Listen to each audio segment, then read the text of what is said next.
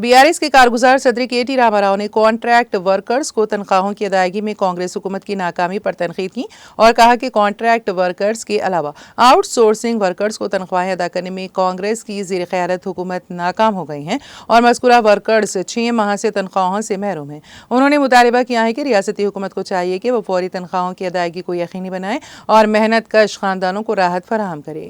रामाराव ने कॉन्ट्रैक्ट और outsourcing workers की सूरत हाल पर तशवीश का इजहार किया और कहा कि पंचायत स्टाफ, म्यूनसिपलिटी वर्कर्स के अलावा हॉस्पिटल और हॉस्टल एम्प्लॉयज़ को भी तनख्वाहों का मसला दरपेश है। इसके अलावा गेस्ट लेक्चरर्स को भी तनख्वाहें ना दिए जाने की वजह मुश्किल पेश आ रही हैं, जबकि हुकूमत ने वादा किया था कि वो मुलाजिमीन को बरवक्त तनख्वाहें और मुशायरा अदा करेगी। कई ख़ानदानों को मुश्किलात पेश आ रही हैं क्योंकि मुशायरा और तनख्वाहें अदा नहीं की गई हैं। रोज़ाना की ज़रूरत की तकमील के लिए उन्हें मसाइल पेश आ रहे हैं।